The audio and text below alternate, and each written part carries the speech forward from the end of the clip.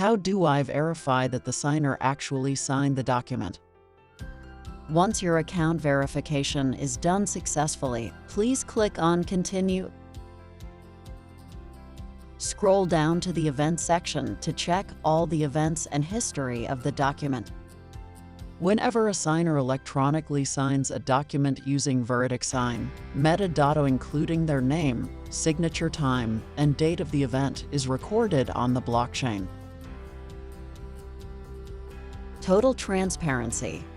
You'll be able to see the entire history of your document from the time it was sent to when all parties have signed it. Check the timestamp and events.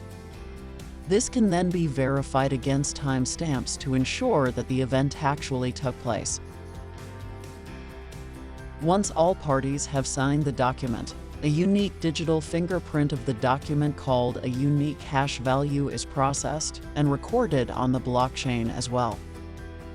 The hash value is an important piece of the automated verification process, as any changes to the original document would generate a significantly different hash value and cause the verification check to fail.